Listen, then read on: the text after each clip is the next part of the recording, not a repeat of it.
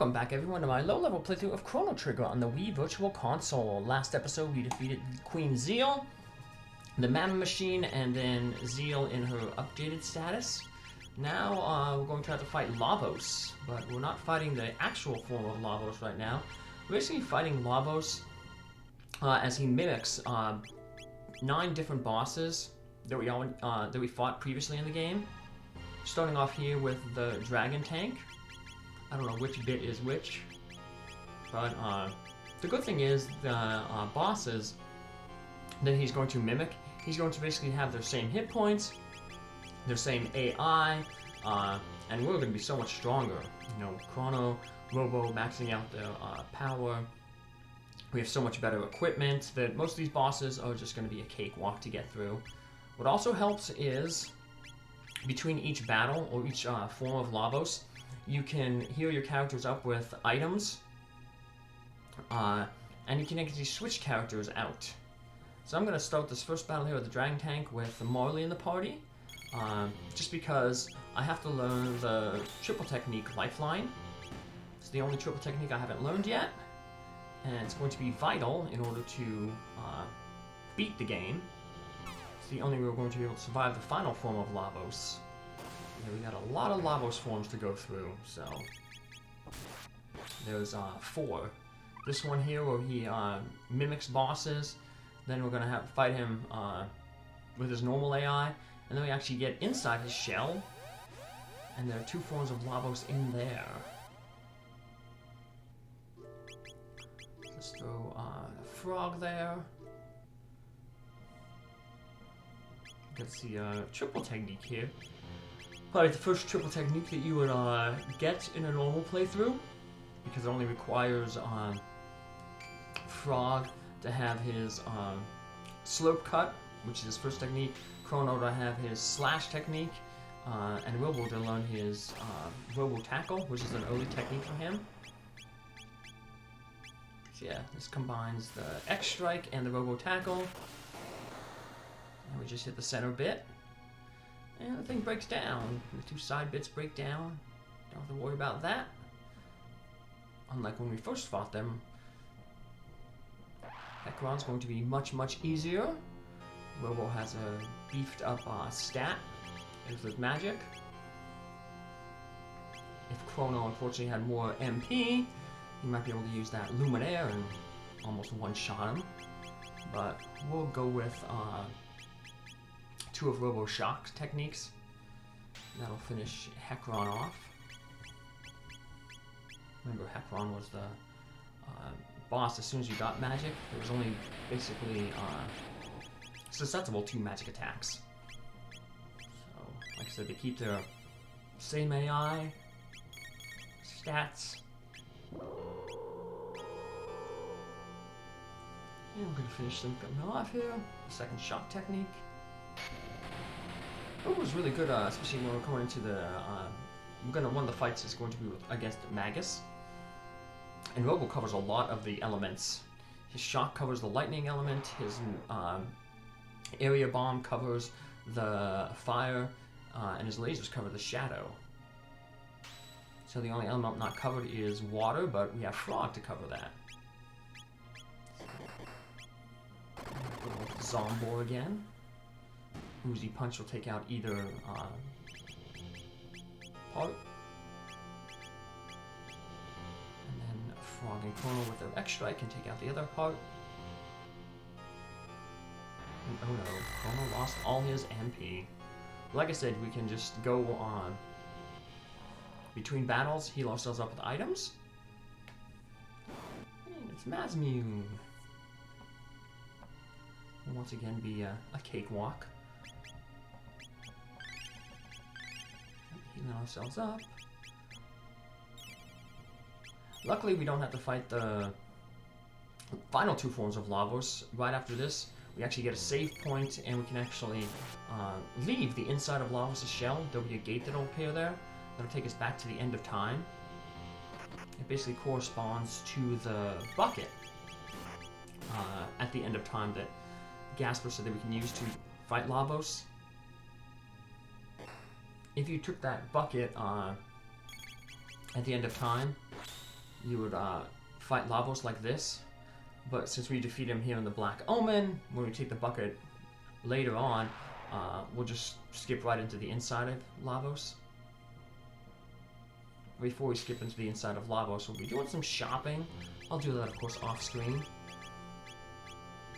But just want to, you know, max out my healing items. Although most of the items that we're going to mainly be using are the Mega Elixirs and Revives. So, but I'm just going to max out Revives, max out my mid-ethers, full ethers, stuff like that, tonics. Because like I said, money is useless at this point, so... As you can see, most of these bosses are pretty useless. Magus, who gave us so much trouble, gonna fall pretty easily here. He can still deal some decent damage. But actually, the interesting thing is Magus' first form here, where he changed his elements up, is actually more dangerous than his second form. Because his second form, where he just takes a bunch of time to cast the Dark Eternal spell, his strongest attack. It takes so much time for him to cast that once that you'll be able to just deal the about what 3,000 damage I think you need to do when he's in that phase. Heal up here.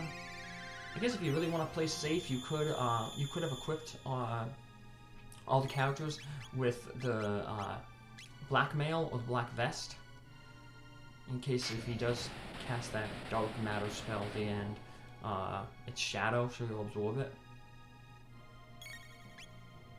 We'll be getting ready to equip our Red Mail though, because the final two bosses will be Azalea and the Tyranno, and then Giga Gaia. Remember how the Giga Gaia was made trivial by the Red Mail. Red Mail will also help, whatchamacallit, if the Tyranno gets to breathe fire on us. So here we are, got the second form of Magus here. Frog can just heal Robo up. Robo can finish Magus off with some Uzi punches, which we did not have the first time we fought him. There we go. And we get that Azalea. Just like with Azalea and the Tyranno, we have to take care of Azalea first.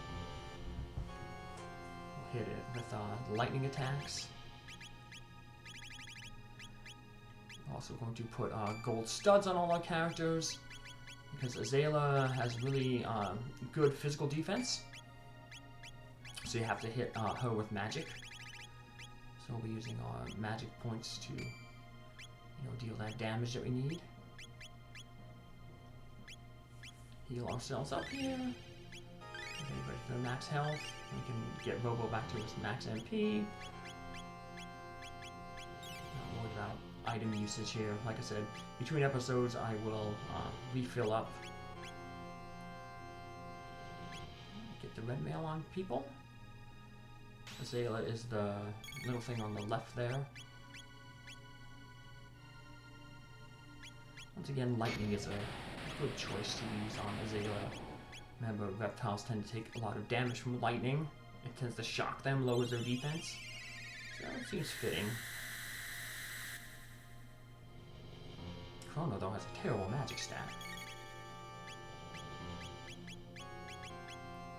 And yeah, just show how powerful Azalea's physical defense is. Even with this Spire attack, which is lightning elemental, it's still also considered physical, so it didn't deal a lot of damage. Once again, Robo is our main damage dealer here. Hitting Azalea with a whole bunch of those shock techniques. And then once we get to the Tyranno, it's going to just do that countdown again. But we are so powerful that we should be able to finish it off before he even gets to the point where it can breathe fire on us. And we gotta wait a few seconds until he removes his defense. So I just attacked with Frog and Chrono. Waited with Robo's turn so we can just start spamming those Uzi punches. And after a few of them, well, Lavos in this form will be defeated again.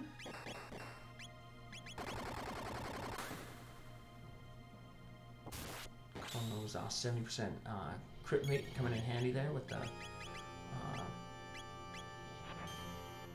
rainbow.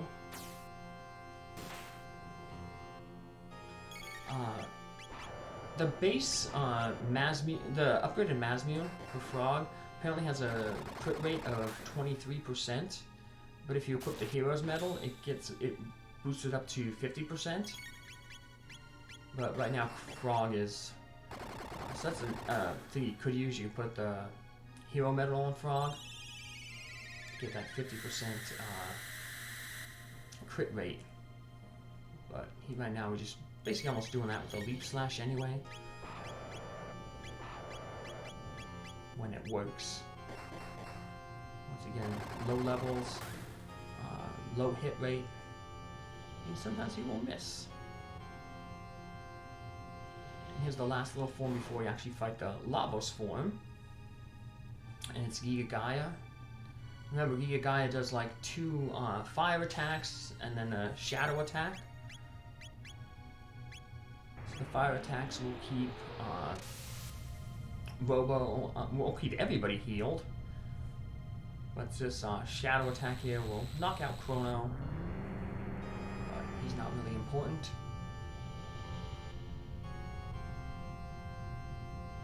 Frog can heal up just to be safe, although because he does a double fire for every one of the shadow, the fire should be enough to heal everybody up, so you shouldn't necessarily have to worry about doing any healing.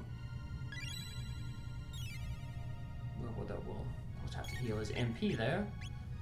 Uzi punch, even with the stud, it still takes, you know, still cuts through his MP there.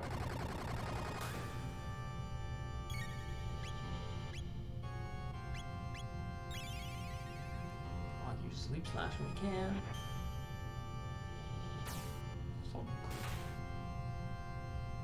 add a little bit of extra damage there.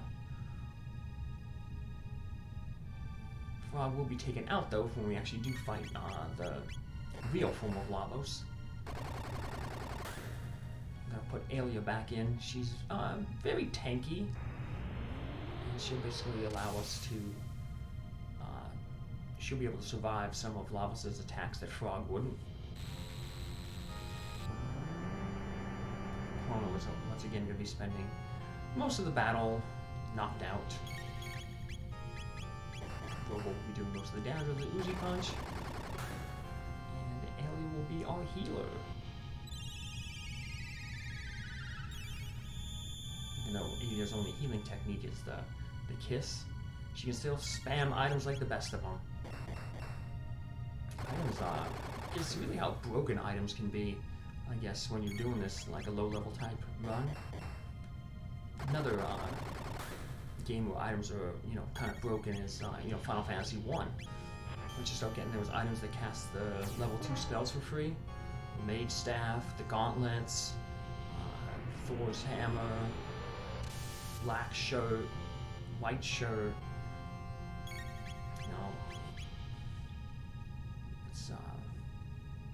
Can tear up most mobs of random enemies without really using any of your resources. So we defeated the 9 bosses that Lavos was mimicking or imitating. Like I said, evolution, it's going to kind of explain why he mimics those bosses and why I guess he has their techniques and their, you know, stats stored up.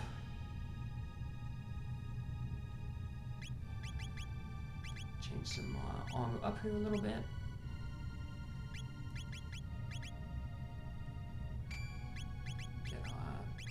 Take off the studs and put on the earrings. That'll help Robo and Alia survive. Give that extra hit points. You'll see the prism dress. Alia will be glowing green because the prism dress comes with that auto barrier, which reduces magic damage by 1/3.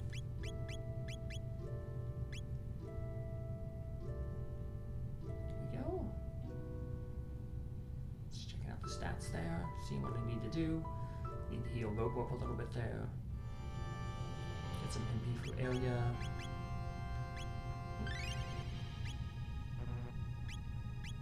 And the way this battle is going to be, basically Chrono's going to be knocked out pretty quickly. While he's still up on his feet though, we'll try to tackle him as much as possible. And Robo will be Uzi punching away. And Alia is just going to be holding her turn. And at these situations, after we get hit by that destructive rain, waste the Mega Elixir, heal yourself up. Don't bother reviving Chrono. He's probably just get wiped out by any other technique. Basically, as long as Alia spams the Mega Elixirs, one single technique by Lavos won't be able to defeat either of these characters. Now, if you still have a lot of MP left, I could have used the Lavos there instead after those Chaos Zones, because that don't take off too many hit points. But I have more than enough Mega Elixirs to get through. Plus, if I wanted to, the Black Omen, it'll be disappearing in 1000 AD here. But it'll still be in 600 AD and 12,000 BC. So we can always go back to it and farm Mega Elixirs off of those Ruminator snake enemies. I don't think I will be doing that off screen. I'm ready to get this playthrough over with. Quite a lot of games I want to complete in 2026 now, so Happy New Year to everybody out there. Doing a lot of point and click games, so they're all kind of related in a sense, like all the games I kind of want to do. So Robo on occasionally using the Mega Elixir there. Main, like I said, Robo's there to just deal our damage. Knock Lavos down. And we finish Lavos off. Well, not really. Like I said, we finish his outer shell. And we're going to learn that basically there's still a lot in the inside. Yeah, like Ada said, the inside is still strong. But as long as you either beat Lavos through the Black Omen or going through the bucket, there'll be a save state there, a save point over there on the right. If you crash the Epic into Lavos' shell, you don't have to do that section with Lavos there that we just did, but there won't be a save point there, so the ending slate just changes slightly too if you have the Epic or you don't have the Epic. I'll of course show off all the endings after this. I already have all the other endings recorded. I just need to give voiceovers for them then later. Here we are back at the end of time. I'm just doing some prep here, and that prep will basically by going back and just buying a bunch of healing items, revives, mid-ethers, full ethers, etc. And then we'll be back here to take on Lavos in the next episode. So take care, have a good one, have a good day. Bye.